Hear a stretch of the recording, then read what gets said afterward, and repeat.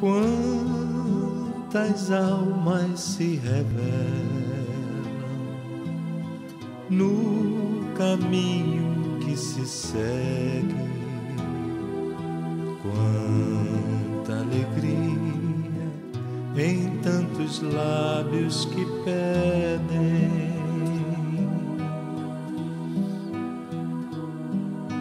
quantas almas se revelam caminho que... Minhas irmãs, meus irmãos, meus amigos, que nosso Senhor Jesus Cristo nos abençoe e nos guarde hoje e sempre. Iniciando o ano onde nós nos sentimos imensamente honrados em estarmos aqui nesse ambiente que a gente ama enlouquecidamente, não há melhor lugar, não há melhor esfera psíquica para nós estarmos hoje.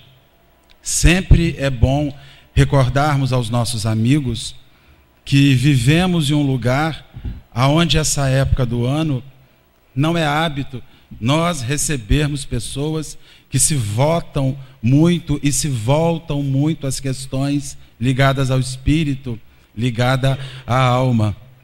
Nós sentimos a cidade, nós sentimos o psiquismo da cidade cheio, sobrecarregado de festa. Uma festa que muitas vezes exacerba, exagera, leva ao sofrimento, leva às angústias e leva a marcas que vão sequenciar-se para os meses seguintes. E de uma certa forma, é uma mesma época onde se insurge nas almas o desejo de se livrar do que foi ruim, de se livrar das perspectivas menos felizes que nós tivemos no último ano. Ontem de manhã, de forma particular, nós iniciamos o dia abrindo o nosso WhatsApp e recebendo a mensagem de que um primo havia desencarnado. Desencarnou ontem, no início do dia, na madrugada. E ali nós já começamos a ver que a vida não precisa de datas, nem de dias, nessas nossas ilusões, nessas perspectivas que nós carregamos de que algo novo aconteça aí fora.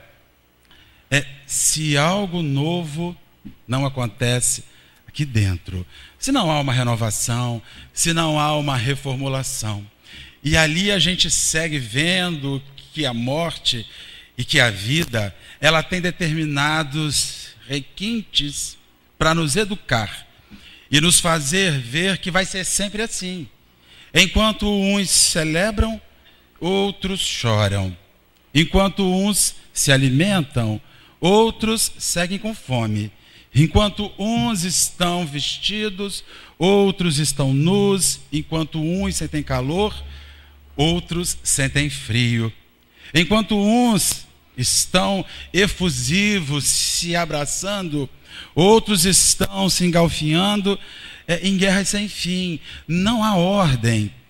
E a vida na terra, este mundo de lutas, de provas e de expiações, não há essa ordem que nós queremos. Não há este sonho que nós queremos. E quando ontem muitos de nós nos reunimos pedindo a Jesus, a Deus, ao mundo invisível, em meio aos alimentos, a comelança, a bebida, a alegria de que algo de bom pudesse acontecer na nossa vida neste ano que se inicia, nós ficamos assim refletindo que não há nada melhor para acontecer na nossa vida e que não há ninguém que detenha o poder maior de me fazer melhor este ano do que eu mesmo e as minhas opções. Nós falamos que os governos, eles estão ruins, e efetivamente eles estão ruins, porque são governos feitos de homens, infelizmente, homens que se assemelham a nós, que não são muito diferentes, e que estão lá e que estão inseridos naquela desordem, fazendo aquela desordem, porque vivemos numa sociedade que é desordeira, que é em si muito desorganizada. Miqueias, o profeta, havia anunciado em seu livro que Belém de Judá, a menor entre as menores cidades, veria do seu ventre nascer o Redentor. Viria do seu ventre nascer o Rei na presença de Jesus. E Jesus nasce em meio a um recenseamento, e logo no seu início, nós bem o sabemos, porque levamos para a casa da gente, muitas vezes, a imagem daquele presépio, num berço, com os reis magos em volta, e os animais, fazendo algo de profunda beleza visual, muitas vezes. Mas quando nós falamos em manjedoura, nós falamos de um rei, de um mestre, que nasce em meio aos excrementos dos animais, que nasce na parte de baixo de um ambiente que não lhe tinha como receber, porque já estava cheio.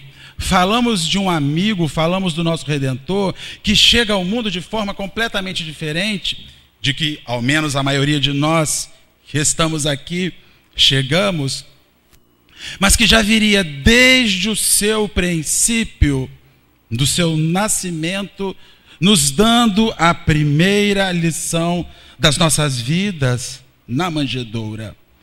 O homem se torna gigante e ele tem a força e o poder de tornar-se gigante, não por aquilo que está em volta de si, não porque lhe falta algo ou porque lhe sobra algo, mas porque ele não se falta em nada e sobra em si próprio todas as possibilidades de realização. Viveremos uma vida dizendo que estamos infelizes porque temos um governo infeliz. Mas eu ouso dizer aos companheiros que se algum dia esse sistema de governo se ajustar e se organizar como assim nós esperamos, se nós não fizermos uma mudança no íntimo da nossa alma, tudo será igual, nada será diferente. A diferença será que nós estaremos chorando com o dinheiro no bolso, que nós estaremos reclamando com acesso à saúde, que nós estaremos oprimidos, infelizes, depressivos, melancólicos, podendo ter alimento saudável e bom na nossa mesa, porque o mundo já vem nos oferecendo de fora e o de dentro não melhora. Falamos muito e ouvimos muito que Jesus nasce na Palestina, uma região onde tinha um Deus único, porque ali favoreceria o surgimento daqueles que adoravam a um Deus único, que voltavam-se para um Deus único, que esse Jesus se insurgisse entre eles. Mas quando nós ficamos pensando que da mesma forma que o Espiritismo surge na França no século XIX, porque a França era uma das nações que mais se insurgia para o planeta, era aquela que mandava a moda, que mandava a roupa, que mandava o jeito de ser e de viver. Jesus nasce na Palestina pobre, mas que estava anexada a Roma. E Roma era a senhora do mundo naquela época. Então Jesus, antes de mais nada, nasceu no reino romano, em meio a Roma, e isso fez a grande diferença para que o cristianismo pudesse expandir e viajar, porque ali, naquelas regiões aonde o comércio romano, entre as múltiplas áreas adicionadas entre si, não só ia a mercadoria, não só iam os víveres, não só iam os recursos, mas também iam as notícias de que havia um galileu que falava diferente, que tirava o dente por dente, o olho por olho. Ele começou a se irradiar em meio ao Império Romano, sem ser nobre, sem ser senhor, sem ser príncipe, sem ser rei. Ali Jesus inicia os seus múltiplos encontros entre a sociedade e as pessoas que ali estavam inseridas. O seu fim físico a gente já sabe. Ele ficou grande demais. E os homens não suportam homens que se tornam grandes demais. Todos os homens que se agigantam causam medo aos pequeninos. Todos os homens que diferem, que têm uma personalidade que marca, assusta os pequenos, assusta a gente. Quem é esse que eu não consigo ter domínio sobre ele? Quem é esse que nasceu na manjedoura, entre os bichos, entre os animais, aninhado ali, e que ainda assim ousou tornar-se gigante, sem reclamar do sistema, sem reclamar do Império Romano, sem reclamar da sua diversidade econômica, sem reclamar da sua diversidade familiar, sem reclamar de nada, simplesmente porque tinha em si tudo aquilo que era necessário, lhe bastava. O que nos faz refletir que nós não estamos sentindo falta de um mundo bom, nós estamos sentindo falta de um mundo bom dentro da gente. Nós estamos sentindo falta de um reino sereno dentro da gente.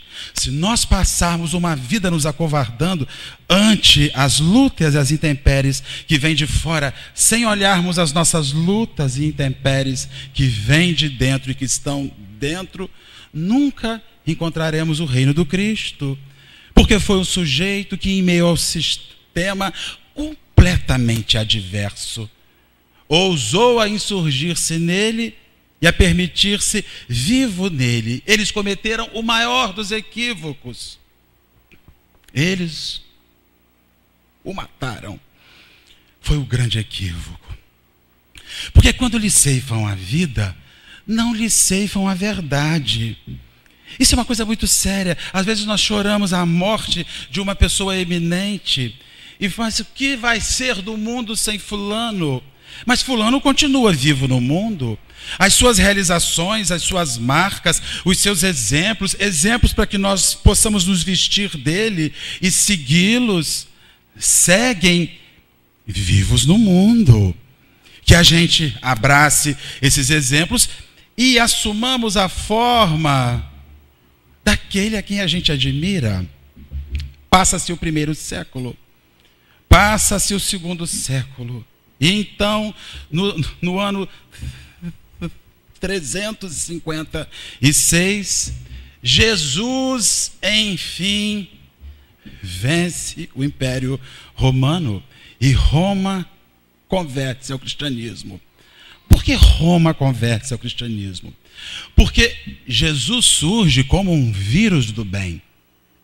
Aquela coisa pequena, silenciosa, que vai se estabelecendo nas bases, naqueles que sofriam, e lentamente as bases começam a fazer a boa infecção da palavra, da renovação, da ideia que viria a se insurgir, e Jesus se torna gigante, porque ele faz o único movimento que dá força e estabilidade a uma verdade.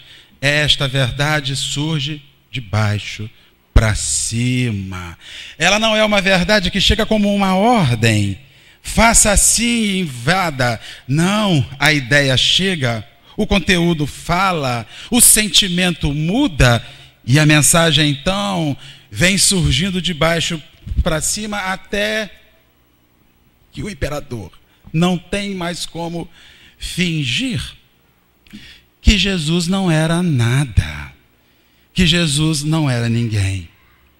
Mas ali nós vamos encontrar o primeiro estranho encontro que faremos esta noite, nessa reflexão.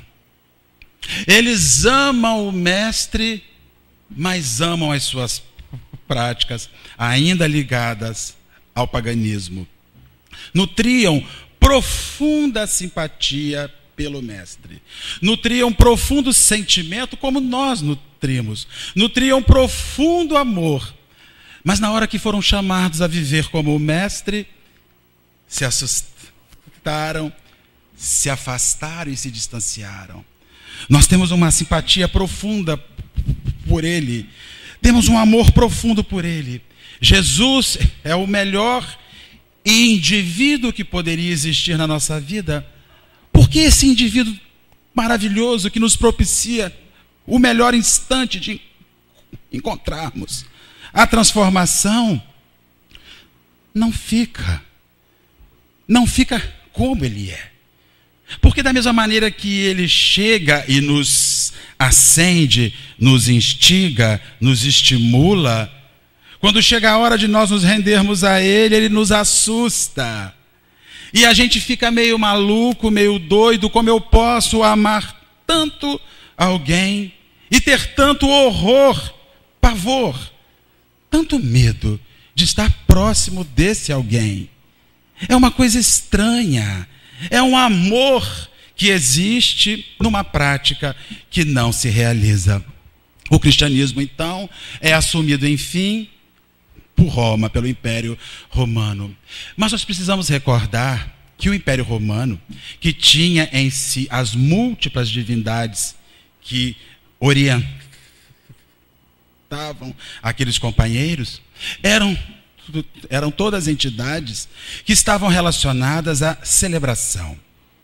O Império Romano, ele acreditava de verdade, como múltiplas religiões ligadas ao paganismo naquela época, de que nós precisamos celebrar, festejar, para termos uma relação com o divino. E isso, então, nós temos um mestre, nós temos um novo mestre, nós temos um rabi, nós temos Jesus. Mas este homem, no seu evangelho, não celebra vez alguma. Ele celebra ao curar. Ele celebra ao restabelecer a saúde. Ele celebra ao alimentar.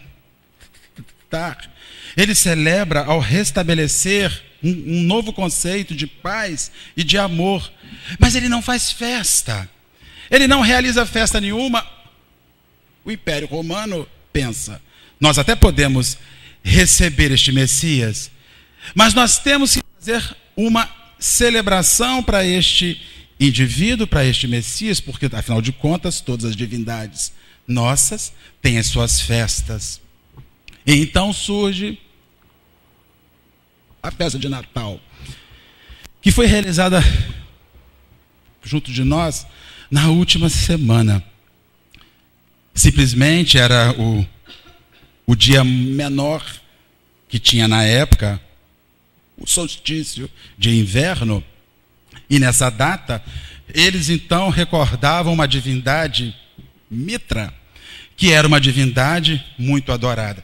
Vejam, como é difícil para o homem seguir o amor como ele é. Nós precisamos sempre fazer ajustes para que esse amor possa ter o espaço na nossa vida. Nós amamos a este Jesus, mas nós precisamos fazer uma festa, e como ele não tem festa, nós pegamos a nossa maior festa e damos a ele.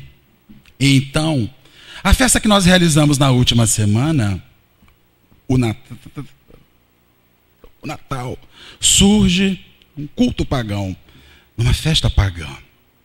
Se estabelece assim. E ainda hoje, 2000 anos depois, nós observamos o quanto há na nossa alma de muito paganismo para este evento.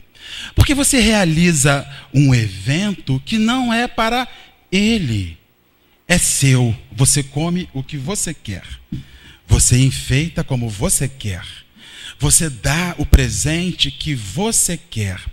Já pensaram se alguém pegasse o seu aniversário e celebrasse ele como ele quer, não respeitando o que você quer?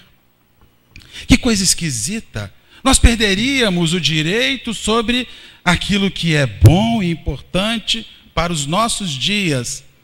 Mais uma vez, quando se viu Jesus, quando se encontrou Jesus e quando se amou Jesus, não se viveu como ele queria. Não se realizou como ele faria. Será que naquela época, à mesa daquelas pessoas miseráveis e pobres que viviam a Palestina, tinha 1/100 da comida que vai na mesa da gente? Será que naquela época as pessoas fariam isso?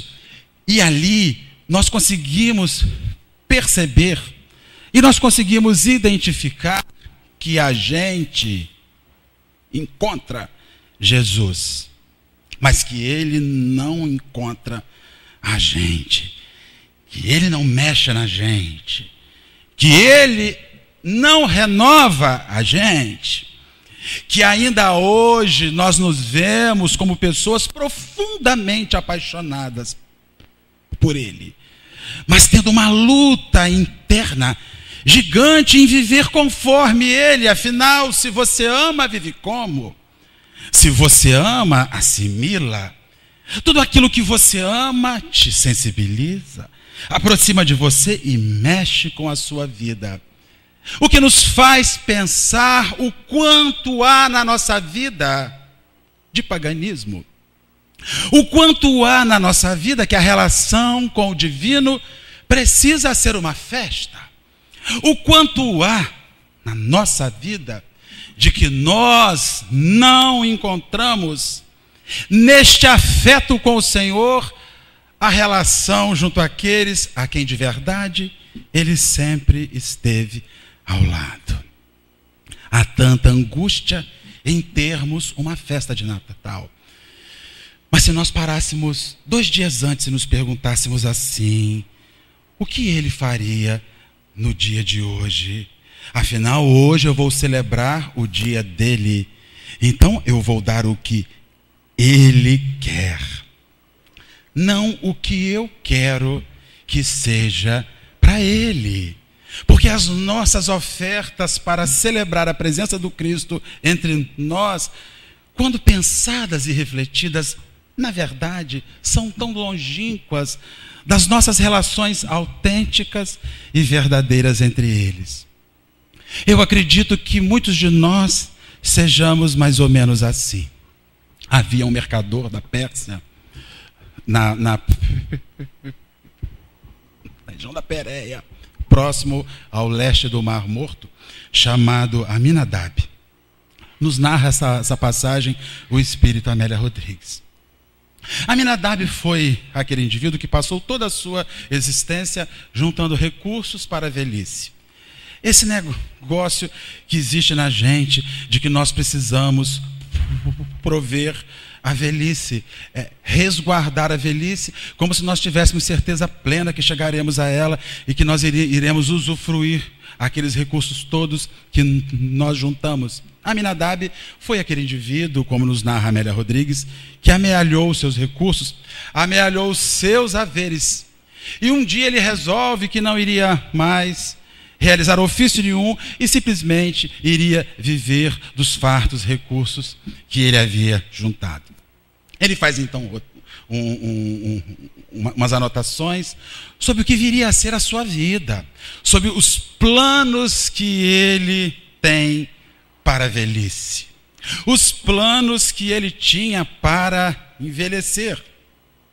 Enquanto fazia essas anotações e começa a vivenciar o mundo em volta da sua residência, percebe alguns homens que vêm dizendo que haviam ouvido um homem, um galileu, que tinha uma mensagem diferente, que dizia que aqueles que viviam em opulência, em excessos, e que não olhavam para os outros, não entrariam no reino dos céus.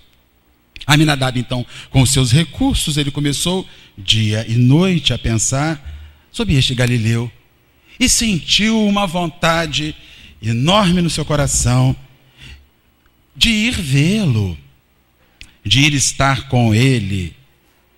Ele então reúne alguns amigos, alguns daqueles que o bajulavam, porque estava rico, reúne alguns servos e prepara uma viagem rumo ao Cristo.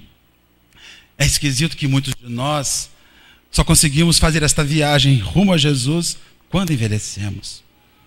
Quando nós já sugamos da vida e pegamos a nossa melhor energia e oferecemos à matéria. Quando esta melhor energia da juventude, do vigor do jovem, do nosso vigor de jovens que somos ainda, que deveria ter sido oferecido ao serviço do divino amigo, porque afinal nós vivemos para isso, para ter uma velhice segura, tranquila e que nos dará o direito a usufruir, sem pensarmos na morte e sem pensarmos nos valores reais que nós adquirimos. Aminadab, então, reúne esses amigos, esses bajuladores, alguns servos, prepara um veículo daquele que se usava à época, aonde um servo botava num ombro, outro servo botava no outro ombro, e saía ele com os seus servos o conduzindo, sentado lá entre os seus cetins e as suas almofadas. Assim ele ia em busca do Cristo. Assim ele se encaminhava em busca de Jesus. Era como se eu quisesse buscar a maior joia da minha vida e eu pedisse que alguém fosse lá e atirasse e me presenciasse e me presenteasse. Aminadab então realiza a sua viagem e no caminho vai ouvindo que Jesus havia ido ali, que Jesus havia ido acolá, faz o percurso até que em determinada hora ele vê uma multidão de idosos, de enfermos, de exaustos, chorando em volta de rochas que haviam rolado na noite anterior, posterior a uma ventania, e ali embaixo estava a sua única fonte d'água. As rochas encobriram aquela fonte d'água. Ele olha aqueles senhores, ele olha aquelas senhoras frágeis, sem a capacidade de remover aquelas rochas. Olha para os seus servos, para os seus bajuladores, para os seus amigos, para ele mesmo e fala: bem, esta é a hora de nós tirarmos a rocha. Mas quando ele vê a dificuldade que haveria de ter naquilo, ele fala: mas Jesus me espera. Vamos deixar aí as pedras, que eles se resolvam, porque nós precisamos seguir a nossa viagem rumo ao Mestre, rumo ao divino amigo, rumo a este indivíduo que reformularia a nossa vida. Quantas vezes eu fico imaginando, nós estamos na busca sequiosa por nos tornarmos mais espiritualizados, mais renovados. E enquanto nós nos dirigimos para o serviço do bem, seja na casa espírita ou o lugar de fé que nós quisermos e desejarmos ir, surge no meio do caminho uma necessidade, e nós então, espírita costuma dizer, isto é obsessão, largue eles aí, porque se a gente for ajudar, perdemos a reunião.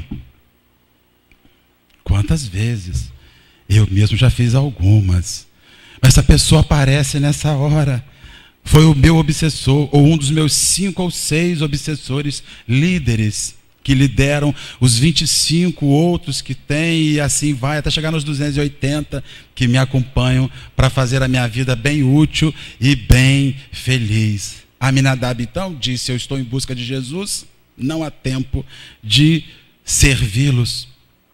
Mais adiante ele percebe um vozerio e uns meninos se acercam deles, igualmente famintos. Aquela região era miserável, e quando nós pensamos nas dificuldades que existem hoje em ser uma criança ou em ser um idoso, em pleno século XXI, há abandono, em pleno século XXI, há fome, há miséria, nós conseguimos imaginar, ou melhor, nós não visualizamos o que deveria ser velho ou uma criança naquela época. Ficava jogado à sorte e as dificuldades que haviam naquele momento, naquele instante. Ele então sente o ímpeto, porque os meninos se acercam dele, pedem comida, pedem uma moeda, pedem socorro, e ele mais uma vez sente o ímpeto de servir, de ajudar, mas ele se irrita, porque nós queremos muito fazer o bem, mas nós queremos que o outro que seja objeto do bem que nós queremos fazer, não nos irrite, não nos encha, não nos perturbe, não nos faça ter sentimentos outros algum. Ele então resolve que era a hora de largar igualmente aquelas crianças e continuar seguindo, porque se ele ficasse ali, haveria o grande risco de ficar sem seus recursos, sem seu alimento, sem o dinheiro que havia organizado para a viagem, sem os recursos que precisava para fazer o seu caminho. Mais adiante, Aminadab olha um barco agarrado à beira do mar, e em volta daquele barco, um conjunto de homens e mulheres que conversavam silenciosos. Ele se acerca daqueles homens e daquelas mulheres e pergunta a eles se algum deles havia visto Jesus. Eles olham para Aminadab e dizem assim: nós chegamos agora há pouco, e a notícia que tivemos foi que o mestre foi-se hoje. Ele não está mais entre a gente. Chegar até eles a notícia da morte de Jesus. Aminadab olha para aquelas pessoas e percebe as marcas que carregavam em si do mal de Hansen, da lepra, que os invadia o corpo, nas pústulas, nas feridas. Mais uma vez o ímpeto de ajudar, mas o horror de adoecer. Porque afinal, nós temos que fazer o bem, mas não podemos correr riscos. Como se na vida houvesse alguma coisa boa ou não que fosse feita sem riscos. Você corre o risco indo à Praia do Forte ver a queima de fogos. Você corre o risco quando você entra em um avião para viajar para outro lugar. Você corre um risco quando o alimento da sua residência é feito de ter alguma bactéria, algo ali que o leve a óbito. A vida há sempre um risco. A vida lhe envolve sempre um risco. Mas esses riscos têm justificativa quando nós estamos ligados ao medo. Então a gente justifica o risco pelo medo. Eles estão enfermos. Nós temos o risco de adoecer e ficar como eles e não ter remédio. Ele então reúne os seus amigos, reúne os seus servos e sai dali para banhar-se em óleos, em vinagres, em vinhos, para que não houvesse sobra de enfermidade nenhuma em si. Ele então faz uma pequena viagem e não encontra Jesus. Ainda fica sabendo que ele havia os deixado. Ele volta para a sua residência profundamente amargurado por não ter visto o mestre. Larga os seus amigos, deixa os seus bajuladores, deixa os seus servos e afasta-se da sua casa, fazendo uma caminhada relativamente longa até sentar-se sob uma árvore e pensar sobre quem era aquele homem que ele tinha toda esta ânsia de estar com, de estar junto, de ver-lhe, de ouvir-lhe. Ele já o amava sem saber quem ele era. Ele já o amava sem nunca havê-lo visto. Quem era aquele homem? E ele então irrompe num pranto quando nos narra Amélia Rodrigues. Em meio à lágrima que ele fecha os olhos, ele percebe um foco de luz que surge em meio à noite que já se avizinhava. Aquele foco de luz ganha a forma de um homem. E este homem de voz firme lhe pergunta: Aminadab, que queres tu de mim? Ele estava diante do Cristo. O Cristo surgira para ele. Ele então diz: Senhor, eu quero olhar-te a face. Eu quero ver-te o rosto. Aminadab, eu não disponho de horário para ficar à sua disposição, para parar contigo, para que fites a minha face simplesmente. Aí Aminadab inicia o mecanismo de tentar julgar e estabelecer no Cristo a culpa. Mas, Senhor, eu sou um velho. Deixei meu lar, deixei minha família. Deixei valores, dispus de valores para seguir-te. E Jesus lhe responde assim: Aminadab, desde que saiu da sua residência, eu venho caminhando contigo. Quando os teus servos colocaram você sobre os ombros, eu te disse no ouvido em silêncio: Aminadab, quem quer me achar, caminha com as suas próprias pernas. Não caminha sobre ninguém. Não anda sobre ninguém. Não faz a sua vida ser mais fácil para estar com alguém que na vida nada foi fácil. Há que se ter o esforço. Há que se ter o movimento. E então, Aminadab, naquela hora eu te disse: segue como eles. Segue junto deles. Mas segue como eles. Você me sentiu, bateu os ombros e sentou-se à liteira para fazer o caminho. Eu insisti, caminhei contigo enquanto a rocha havia ruído e secado a fonte, coberto a fonte. Naquela hora eu te disse: Aminadab, socorre. São velhos, são doentes, senhores e senhoras que precisam da água para a vida. Faz a eles que farás a mim, que realizarás por mim, Aminadab. E a tua pressa de me encontrar não te deixou que você me visse e mais uma vez não me ouviu, não me escutou. Logo adiante, as crianças miseráveis que te rodearam, era eu junto a elas, dizendo: pede a eles, que ele há de te saciar, porque vocês são pequenos, não podem. Pede a ele. E enquanto eu estava junto deles em pedido, em súplica, você mais uma vez se irritou e foi embora. Por fim, Aminadab, aqueles a quem ninguém ama, aqueles a quem ninguém quer, foi a minha última expectativa de que você me visse, de que você me achasse, e você fugiu deles como se eles fossem a presença do mal. Jesus silencia, volta-se a ele que estava com os olhos arregalados e lhe lança uma frase: se queres me seguir, deixa o que tem. Desfaça-se dos vínculos materiais que você tem. Vem e segue-me. E o que Aminadab fez? Diante do amor da sua vida, ele se levanta, acredita que estava num sonho e volta para sua residência como se nunca houvera visto Jesus na sua vida.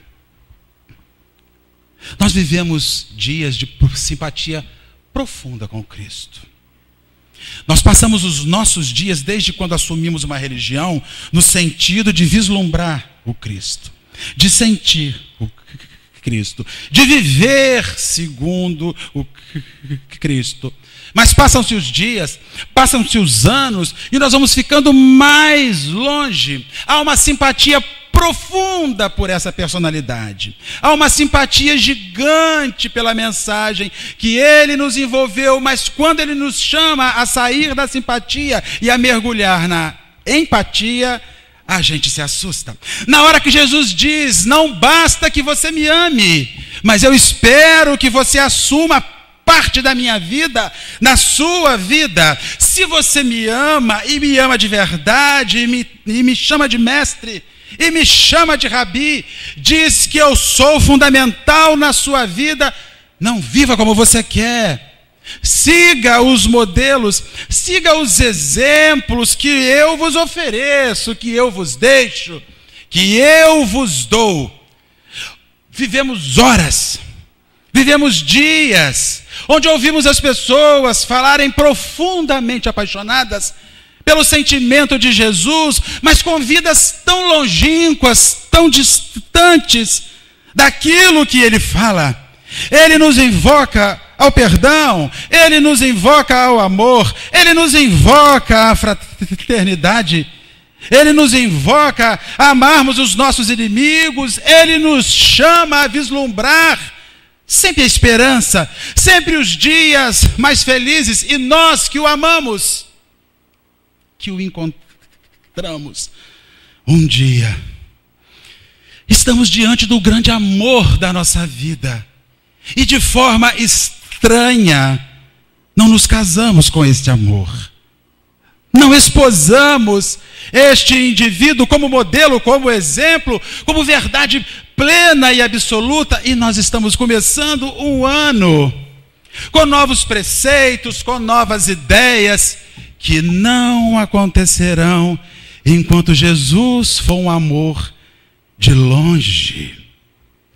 Este amor que nos chama a caminhar com Ele, este amor que nos chama a beber do copo da amargura dele, este amor que nos chama a amá-lo quando amamos aos seus que têm nada e que vivem as suas lutas mais diversas. Nós já tivemos com Jesus um encontro, e é um encontro estranhíssimo, porque Ele nos enlouqueceu, mas ainda não foi suficiente a levar-nos para a sua vida, a levar-nos para a sua prática.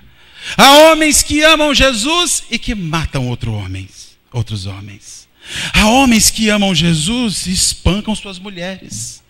Há homens que amam a Jesus e mentem, enganam, roubam, vilipendiam, desfazem-se da sociedade onde nós estamos vivendo. E estes homens não amam ao Cristo? Claro que amam. Só não estão dispostos a viver como Ele viveu. O que nos aguarda? Culpa. Isso nos aguarda. Dia a dia, mais e mais culpa. É comum nós ouvirmos os nossos companheiros espíritas relatarem das suas amarguras. Mas por que há amargura? É porque não há amor? Claro que há amor. Somente o amor tira a gente da casa da gente no dia 1º de janeiro, num domingo quente, para estarmos iniciando, refletindo sobre o Cristo. Mas este amor simpático precisa com emergência converter-se num amor empático. Ou eu entro na vida do Cristo, ou nada muda, nada renova, nada se transforma.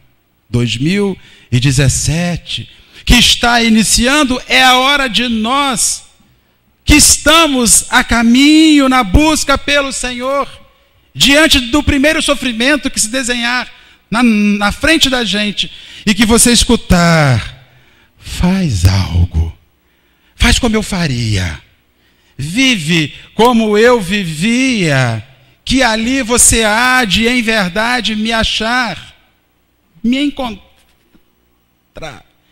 e casar-se comigo, se casar com os ideais. Quando nós falamos assim, a sociedade está muito ruim, está muito má, porque está faltando Jesus na sua vida, eu digo que não falta Jesus. Nunca se teve tantos lugares abertos em nome de Jesus. Falta colocar na sua vida a vida de Jesus.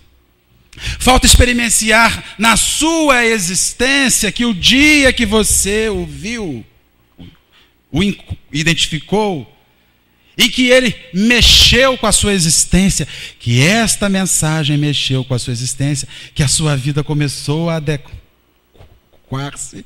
à mensagem.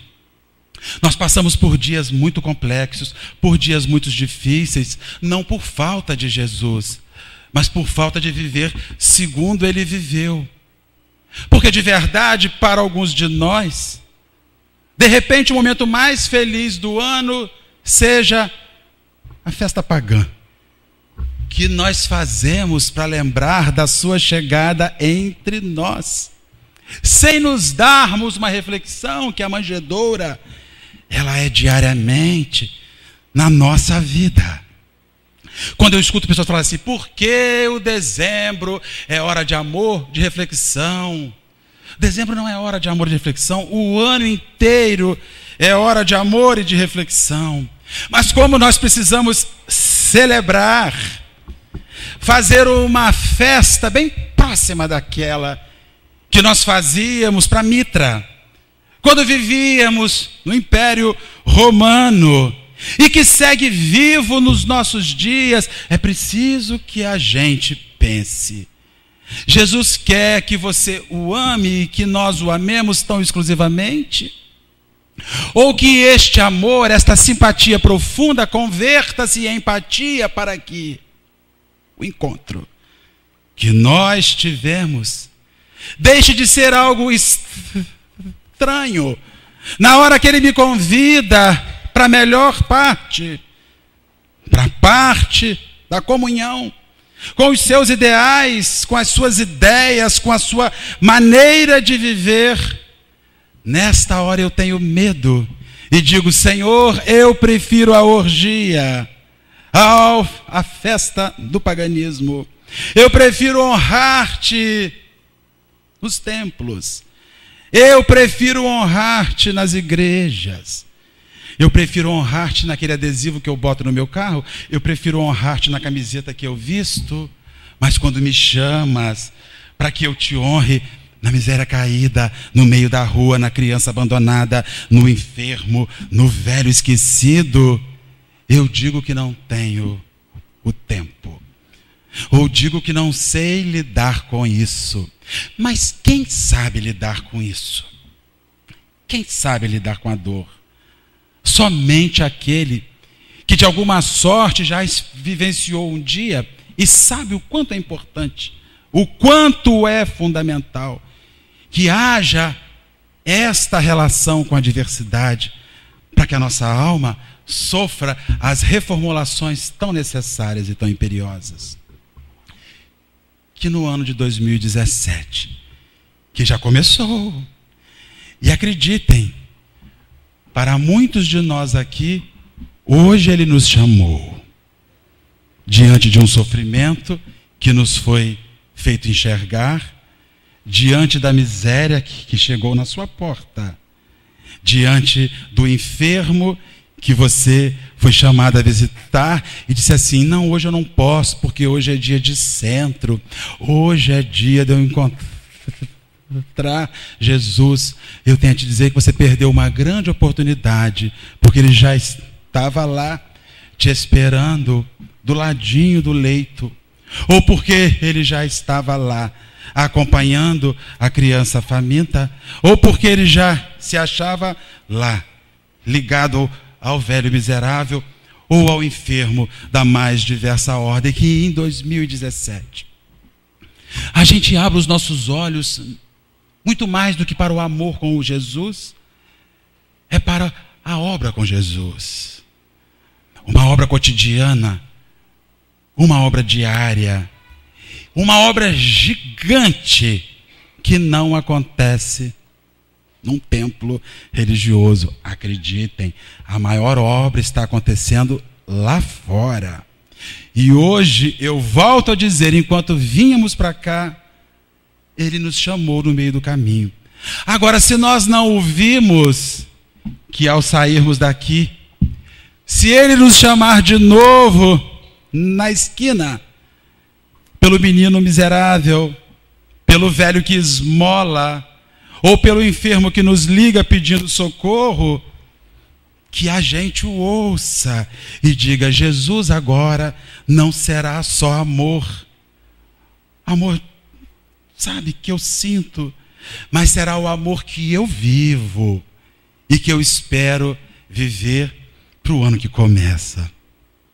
Que Jesus, nosso Senhor, nos dê a bênção da chance de o vermos sempre, de o encontrarmos sempre, mas que a gente, ao vê-lo, ao ouvi-lo, ao senti-lo na presença do sofrimento que está ao nosso redor, que de verdade a gente não fuja, porque temos algo mais fundamental e necessário para realizar. Nada é maior do que fazer aos pequeninos, sempre recordando quando fizestes a um desses pequeninos, a um destes miseráveis, a um destes abandonados, é a mim que estarás fazendo. Eis ali o nosso divino encontro. Eis ali a nossa divina relação. Que Ele nos abençoe, nos dê uma noite tranquila, nos dê olhos de ver, na hora em que Ele nos chamar para remover a rocha, na hora em que Ele nos chamar para dividir a moeda, na hora que Ele nos chamar para socorrer a doença, mas que nós possamos estar seguindo com as nossas próprias forças, com o nosso próprio esforço, sem nos escorarmos nos ombros alheios.